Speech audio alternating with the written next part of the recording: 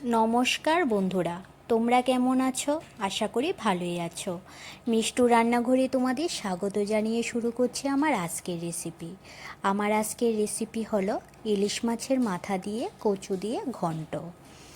এর জন্য আমি এখানে নিয়ে নিয়েছি 2 টুকরো মদন কচু। কচুগুলির খোসা ছাড়িয়ে নিয়ে ভালোভাবে ধুয়ে তারপর কচুগুলি গ্রেট করে নেওয়া হবে। কচুগুলি গ্রেট করে নেওয়ার পর আমি রান্নাটা বসিয়ে দেব। আমি কচু দিয়ে ইলিশ মাছের মাথার ঘন্ট কিভাবে করছি তা দেখার জন্য তোমরা পুরো ভিডিওটা দেখতে থাকো। আশা করি ভালো লাগবে তোমাদের। কচু দিয়ে ইলিশ মাছের মাথার ঘন্টটা করার জন্য আমি এখানে নিয়ে এসেছি ইলিশ মাছের মাথা। এখন আমি ইলিশ মাছের মাথাটা ছোট ছোট টুকরো করে কেটে নিচ্ছি। এইভাবে কেটে নিলে কচুর ঘন্টটা খুব খেতে টেস্টি হয়, আর ইলিশ মাছের কাঁটায় ঘন্টটা কাটা কাটা হয়ে যাবে না। এদিকে আমার ইলিশ মাছের মাথাটা ছোট ছোট টুকরো করে কাটা হয়ে গেছে। এদিকে কচুগুলিও গ্রেট করা হয়ে গেছে। এখন আমি গ্যাসে একটা কড়াই বসিয়ে দেব। গ্যাসে একটা কড়াই বসিয়ে দিয়ে তারপর এর মধ্যে গ্রেট করে রাখা কচুগুলি দিয়ে দিচ্ছি।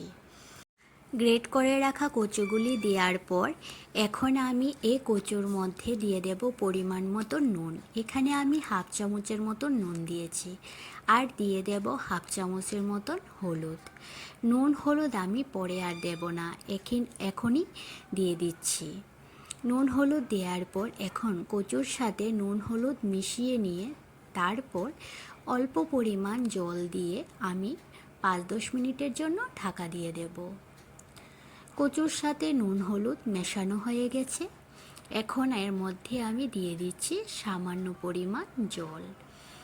জল দেওয়ার পর আমি 10 মিনিটের জন্য ঢাকা দিয়ে দেব।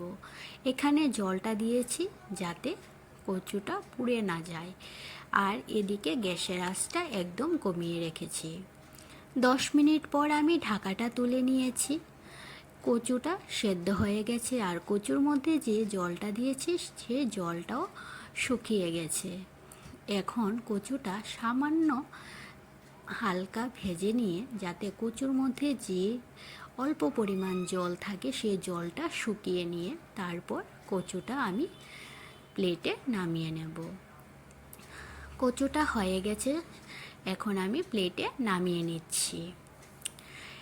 এখন আমি এই কড়াইটা ধুয়ে পরিষ্কার করে আবার গ্যাসে বসিয়ে বাকি রান্নাটা করব।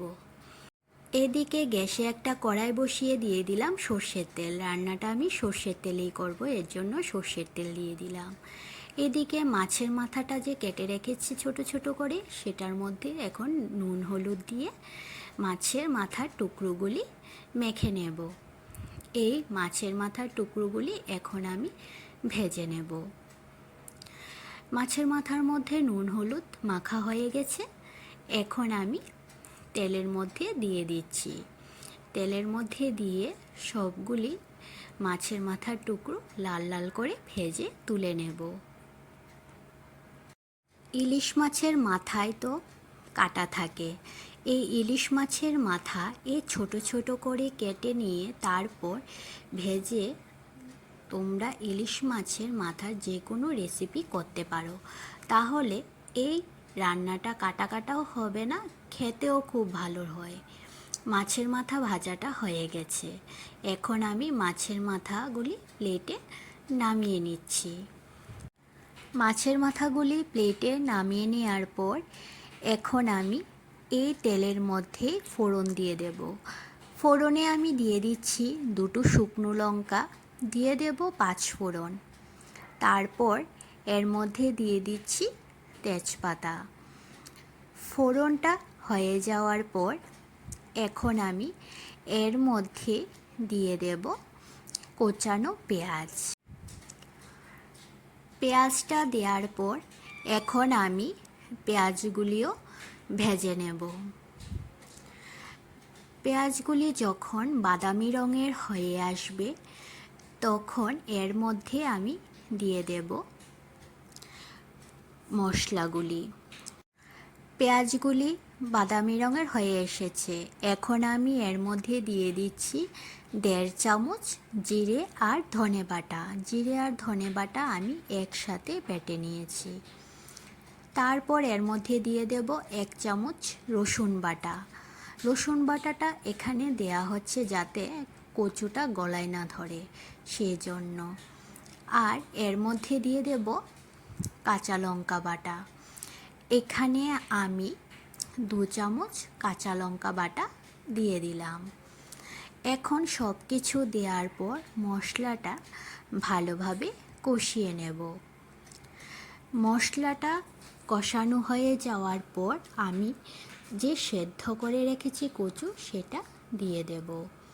মশলাটা কষানো হয়ে যাওয়ার পর সেদ্ধ করা কচুগুলি দিয়ে দিচ্ছি। কচুর মধ্যে আগে থেকে আমি নুন হলুদ দিয়েছি, সেজন্য আর দেব না। এখন আমি কচুটা দেওয়ার পর মশলার সাথে কচুটা নেড়ে মিশিয়ে নেব।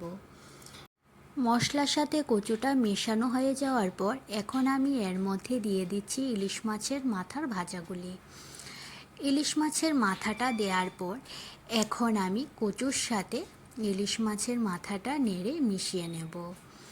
এই কচু রান্নাটা আর 3-4 মিনিটের মতন করে তারপর আমার রান্নাটা হয়ে যাবে।